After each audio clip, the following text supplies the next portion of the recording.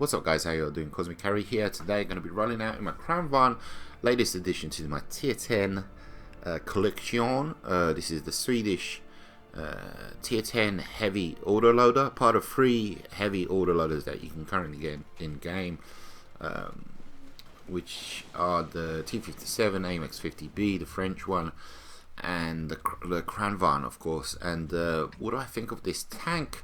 I think it's a fantastic machine. I say that all the time, don't I? I know. For the most part, most of the tier 10s are fantastic machines if you know how to play them well. The gun on this tank compared to the others is okay. It's not the best gun, you know, out of all 3 of the heavy autoloaders at tier 10. It's pretty decent. I mean, it's an autoloading gun. It's got its positives, it's got its negatives. I mean, it's an autoloading gun. So if you're caught napping, you're caught napping. If an autoloader catches you out, it's your own fault. You should be aware of where the autoloaders are. What are they doing? What are they up to? Are they creeping up to you? Are they on a reload, etc, etc? You know, just like you need to know where the Death Star is. Just like if there's already in play, you need to know, you need to play already safe, you know, as much as you can, basically. But with the gun, it's pretty decent. The aim time is okay. It's nothing to write home about. When you kind of look at the aim time, it looks like it's the best aim time out of all 3 of the tanks, 2.5. But it's all about those hidden stats. They're not really hidden. You can find them in the garage. And the accuracy on the move of this tank, you'll see in the game as I'm playing, is really bad. It's abysmal. It's absolutely atrocious. So forget about firing your gun on the move, any kind of Yahoo snapshots as you're, you know, rolling down a hill and all of that jazz. You just gonna miss. The thing about this tank is that the turret, 100% the turret. It's with the gun elevation is only at 10 degrees. That's a 100% hindrance, but the depression of the gun is 12 degrees, which is fantastic. And you combine that with the turret armor, which is, I think it's 220, and if you look at the sloping of the armor, it's like a I don't know, like a 45 degree angle, which is unbelievably great for working ridge lines. And you'll see me time and time again working a ridge line and just bouncing and bouncing and bouncing and bouncing. It's just, you have such confidence in this tank when you're working a ridge line and you know how to work it well, and you're just peaking that ridge line. Nothing can pen you, basically. You will just bounce till the cows come home, basically. And you can with confidence just take those shots as they kind of pop up their turrets against you. In order to attempt to penetrate you, you will bounce. You will simply bounce. You know, you can shoot your gun with impunity. Nothing is basically going to penetrate you. The weaknesses of the tank are the sides, you know, the rear, and all of this jazz. But when you're working a ridge line, it's it's giving you such an advantage over other tanks. They need to be. If I show up at a ridge line, basically, not me personally, but if this tank shows up at a ridge line and you're up against it, you just need to figure something else out, because it's just not going to work for you. That guy is just going to have those extra hit points compared to you, because you're going to get penned and he's not. And I mean, it's all about health points in World of Tanks, isn't it? One major negative factor in this tank is the intra-clip reload, which is 3 seconds, which is terrible, which is awful. It feels like an eternity. I'm guessing this is just like a balancing factor in by wargaming.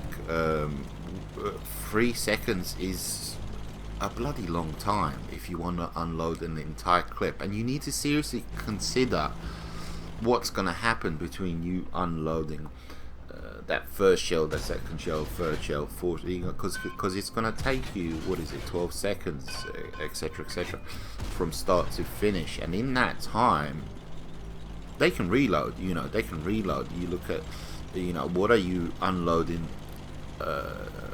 your shells against? They can 100% definitely reload, depending on what it is, of course. But apart from that, it's a spicy MEATBALL tank. It's a spicy Swedish MEATBALL tank. The mobility of the tank is okay. It's not fantastic. You can see the size of the tank. It's like 25% smaller, I'd say, compared to the T57 or the AMX 50B. And you think, oh, it can move faster because it's smaller. It's not the case, because the engine power on the thing is just abysmal, and you do have the top speed is up there. I think it's 60 compared to 65 on the AMX 50B, compared to 40-ish on the T57. But because the engine power is so lackluster, you don't get that acceleration, you don't get that mobility. The turret traverser, I think it's also the worst out of all three. I think it's 30 degrees per second. The other two are like 35, 36. So, the mobility of the tank, it's just like, it's kind of stuck in honey. It's kind of, it's not as responsive as you'd like it to be.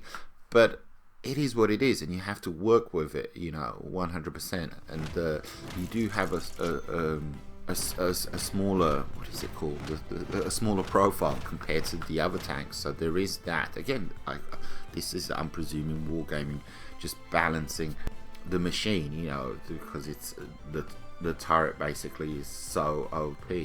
But yeah, the horsepower to ton ratio is quite bad, But anyhow, let's get into some gameplay.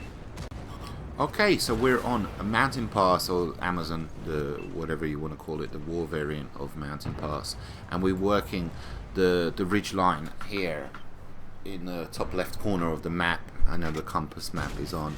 When the compass map is on, sometimes when you watch a YouTube video, you can't figure out where the player is. But we're in the top left corner, on the ridge line, on Mountain Pass basically, and we work in this ridge line with impunity, no problem. I have such confidence in my tank bouncing anything these guys throw at me, and they do try to throw everything but the kitchen sink at me.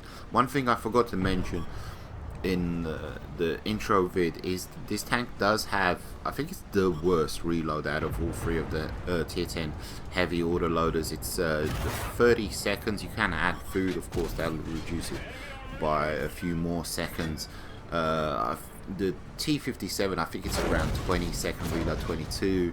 AMX 50B is pretty much the same as this tank. I think it's just below a few seconds, but this tank has the worst reload out of all three. And there is a period, there are periods in this tank when you're playing the tank where there's a 5 to 10 second period during your reload where you just completely feel useless. You really do. You have to, in my personal opinion, just overcome that, so to speak, because if you're up against Reds and they just can't pen you, the fear factor kind of kicks in, and they're just scared of taking you on because they can't pen you, because you've reduced their hit points so considerably. You can see every single tank I'm up against, they're not on full health, and I am, and that's the thing about this tank. It's just like, it's just providing you this shield, this armor, that nothing can touch you if you know how to play it. The gameplay here is pretty decent, because later on I do get penned, and it kind of showcases the weaknesses of the tank. It isn't all gung-ho, everything bounces, nothing can touch me. But if you know how to work a ridge line, here comes another one. It's like, send more tanks, we just can't get through. Yeah, it's like, fine, no problema. The Stritz one coming up, I was like, oh, lovely. I was rubbing my hands, oh, more. we need more tanks.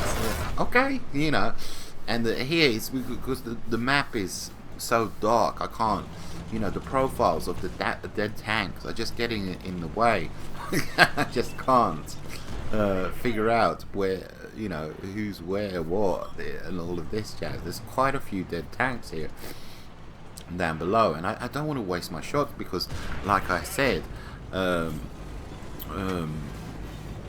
it's a 30-second reload. 30-second reload is long, you know. Again, one of the balancing factors of the tank.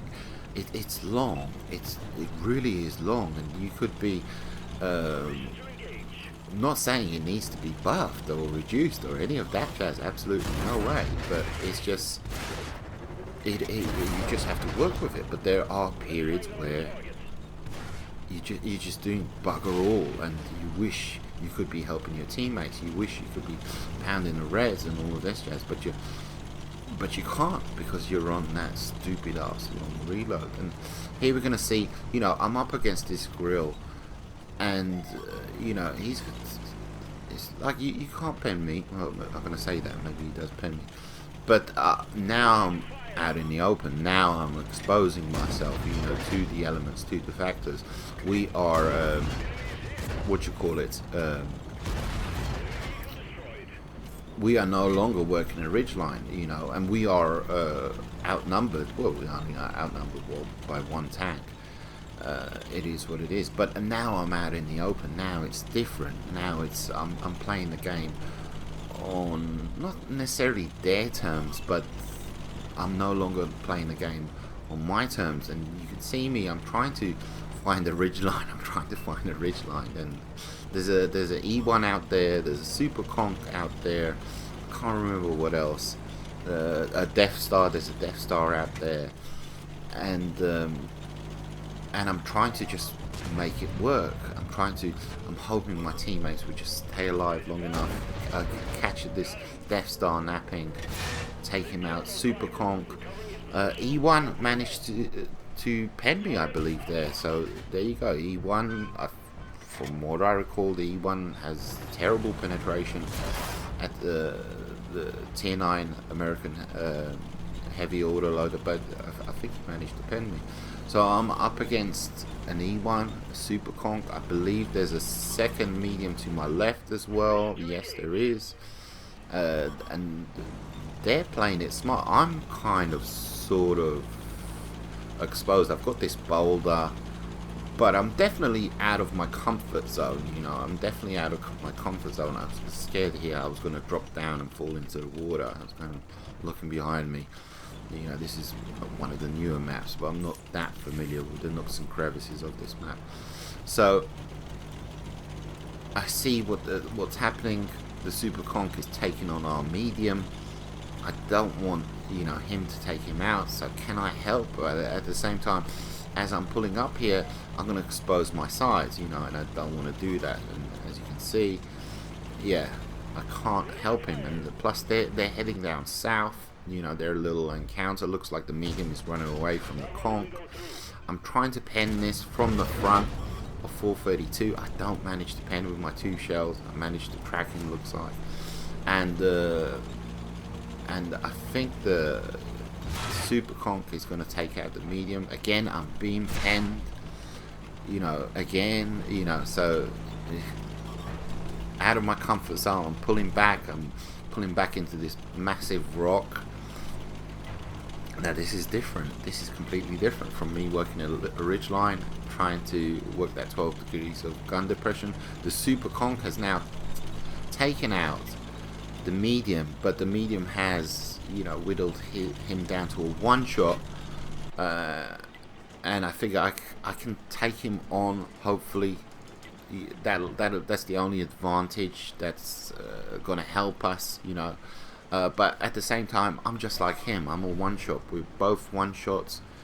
I do understand what a super conch is. He's hull down. I'm hull down. We're just as powerful, equal. So I just have to wait for him to shoot his gun. You know, that's the only thing I can do up against a super conch.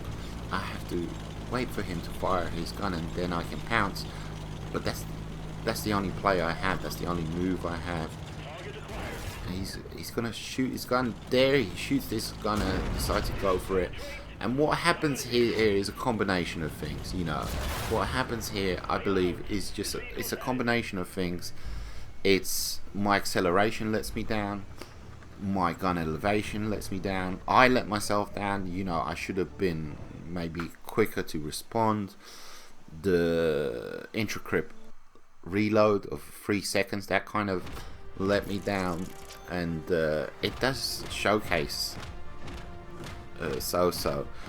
the negatives of the tank right there at the end, because I should have comfortably taken him out, but I didn't. Above all, I sucked there in that last final move. What can I say? But nonetheless, we did fantastic. You know, and look at the Super Conk got 6k. I mean, he's a decent player just like myself. But he outclassed me. What can I say? Silver Mastery, it would have been a gold. I've yet to get my gold in this. What can I say?